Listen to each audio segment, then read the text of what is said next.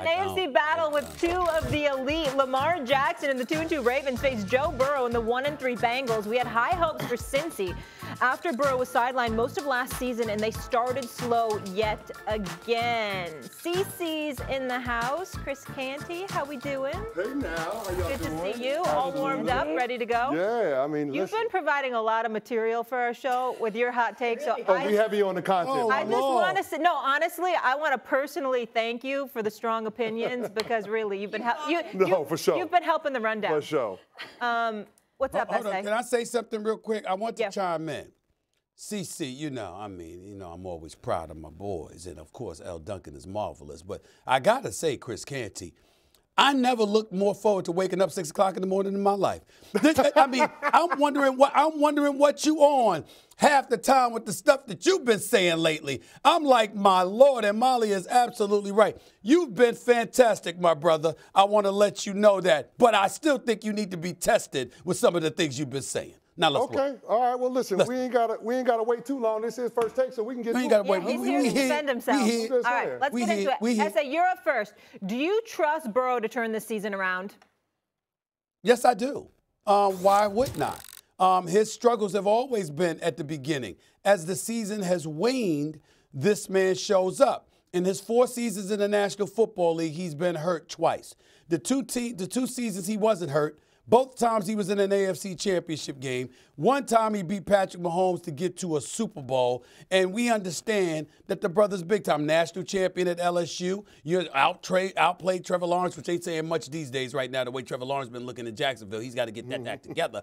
But in the end, when I'm looking at Joe Burrow, I'm just looking at him and that offense getting better. I'm looking at Higgins back. I'm looking at Jamar Chase playing with a $50 million insurance policy because he didn't get his bag yet.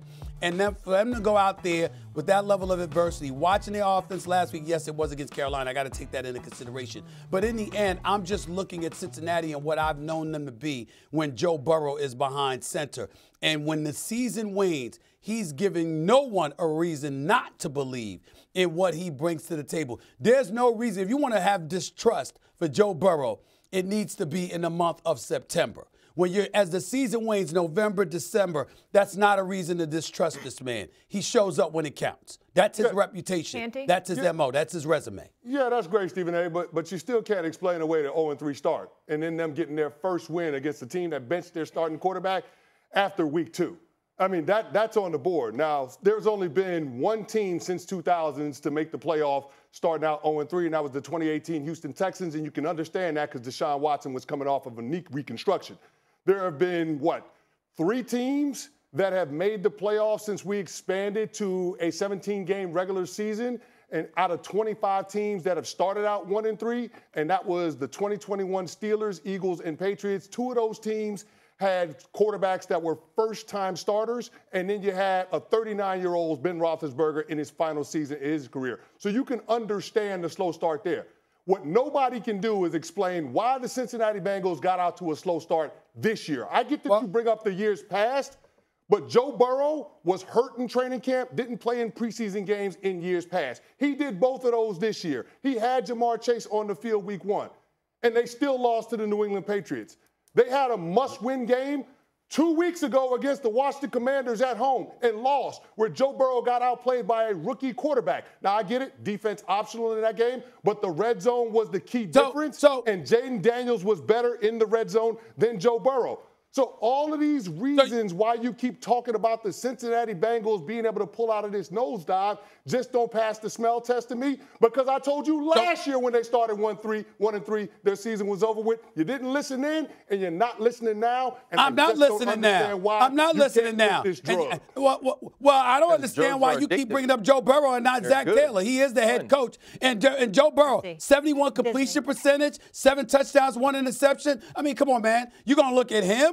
And go ahead. I'm sorry. We got 4 people up here. Let's get Elle in and then RC. Yeah. Canty, you know that I love you. Mm-hmm.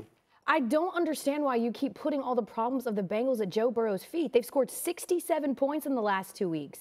They're 3rd in points per drive. They've scored on 12 of their last 17 possessions. This is clearly at the feet of the Bengals defense, who gives up a score 36% of the time. Is this a salary cap sport? This is a I'm just asking a question. Is it a salary cap sport? Yes. Because the Bengals are paying Joe Burrow $55 million a year. The Bengals are top 5 in cash But now spend we're leaning on the money. Now we're leaning on the money. Side of the ball. They're 22nd in cash spend on defense. You don't get to say that. You don't get to say that. You told me, excuse me, it's a team sport. You got 53 men on the roster. You got offense, defense, special teams. Elle just brought up to you how horrid the defense has been. And you going to sit up there and bring up dollars? Talk about it as a salary cap sport? Stop that, CC. Stop that. RC. Go ahead. He has something else to say. I'm enjoying it. No, I mean, listen, we talk about defense being a problem. Washington Commanders defense, are they any good? Nope. Are they any good? No. What's the Washington Commanders record again? 3-1. Oh, okay. All right. Just checking. Just checking. Go ahead, Stephen A. Oh, really? That's your argument? No, go ahead. Go ahead. I want to ask Well, you. I mean, the thing is this, dog. Like, you got to have context.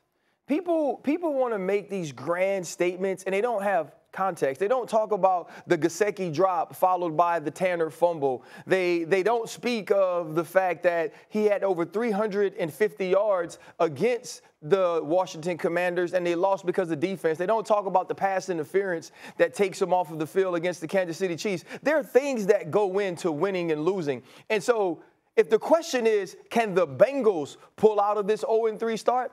I'm with CC. I think it's going to be extremely difficult. Does it say that it's probable? And also the difficulty in playing within the AFC. But it ain't because of Joe Burrow. It ain't because of the team that since after week 1 has been one of the best offenses in all of football. It ain't because of a quarterback that has almost 1,000 yards, 7 TDs, and only 1 interception with a rating over 105. It ain't because of him. And I think that's where we get to the place. Now, if we want to say that Joe Burrow has to do more because Joe Burrow is paid more and because the rest of the team is not as good, then I hear that. And he said that. He said that. Who, though? Yeah, but it's not Joe Burrow's fault that this team isn't winning. It's not Joe Burrow's fault that you couldn't stop Ramondre Stevenson from running the football week 1. It's not going to be Joe Burrow's fault this week if he outplays Lamar Jackson and you can't stop Derrick Henry. And so I think when we lump these questions in, it puts, whether it's myself or it's Elle or it's Stephen A. or it's Chris Canty, in a position to say something about a singular player that actually doesn't tell the whole of the story. Right. The Cincinnati Bengals, as a complete team, are not good right now. Their quarterback is very good. Their quarterback is very efficient. Their quarterback plays this game at the highest level every single week. And Which was the question? That's the question to me. Chris just kind of hates him for some reason. I don't know. I don't know. First of all, Chris, before you chime in, Chris, it's not really on Joe Burrow. It's more of the total team. They're not swaying me because what I'm not going to do. Go ahead, Stephen A. Chris, let me just give you this. Before you chime in, I'll give it right back to you. 1 pick in 134 attempts this season. That's number 1. Number 2, this is Joe Burrow's record month by month in his career. 7-10-1 in the month of September, 8-8 in the month of October, 7-5 in the month of November, 6-2 in the month of December, 7-2 in the month of January, including 5-2 in the postseason. So when we ask the question, do you trust Joe Burrow to turn the season around? Do you trust Joe Burrow, that person? What it shows is that as the season wanes, he elevates. He elevates. That's my point, CC. What I'm saying is he don't even have to, though. I feel like at this point, he's already playing well. We're having too many different debates. Like Elle and RC are saying it's the total team that can't turn it around, and where you're putting it solely on Joe. No, I'm not putting it. But do you give them credence to their argument that it's the entire team? Well, no, it's the entire team. But what I'm not going to do is allow the quarterback to skirt criticism and be immune to a 1-3 start. That's not what I'm going to do. Y'all can stat me down with all of the fantasy football numbers. That's all well and good. But Joe Burrow started out this season continuing to lose games. He lost 5 consecutive starts going back to last year before last week. What I'm not going to do is make Joe Burrow immune to their start. He started out the season losing 3 straight games. Lamar Jackson's never done that in his career. Josh Allen has never done that in his career. Your argument works if you're talking about that. Also, Josh Allen and Lamar Jackson have never been to Super Bowl. So it doesn't matter. So here's what I'm going to say. Like, here's why these things can be separate. Go ahead. Right? Deshaun Watson, not Deshaun Watson that's in Cleveland, but the Deshaun Watson that's in Houston.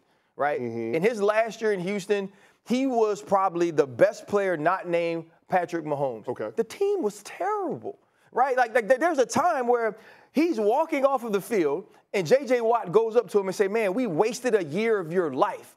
There's sometimes, even in this game, where your quarterback can be good, your quarterback can do everything that you want him to do, and there's just dysfunction around him.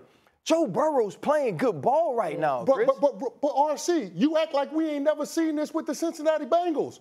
They had Ken Anderson, who won an MVP and got to a Super Bowl. Esiason. He only won 2 playoff games in 17 years. Boomer Esiason won an MVP, only went to the playoffs he's won 5. twice. Well, he's won 5.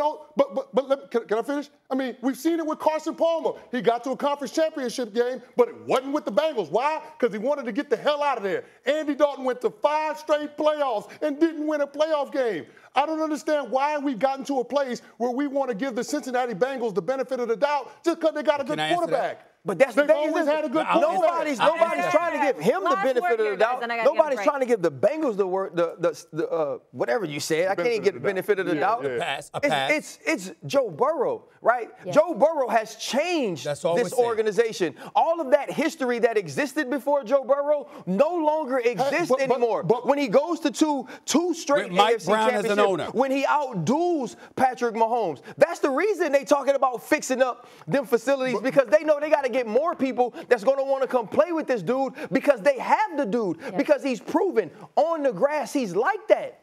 All right, S.A., final word, then we're going to get a break. He wanted to go to LSU. That's all it was. Listen, we ain't recruiting. Here's the deal. Yeah. CC Crank. There's nothing wrong with CC. In the end, Joe Burrow has done great things in his career already. He's turned around that franchise. You got Mike Brown as the owner. Zach Taylor needs to get more attention because he never seems to have his team prepared at the beginning of the season. Is always pulling them in a hole in the first month of the season. But outside of that, all I got to say is that, CC, I get where you're coming from, man. You waking up cranky usually is something. It's early. He be up at 4 o'clock. But damn it, you're making such great radio with the crankiness. I'm not going to change it. You keep doing your thing.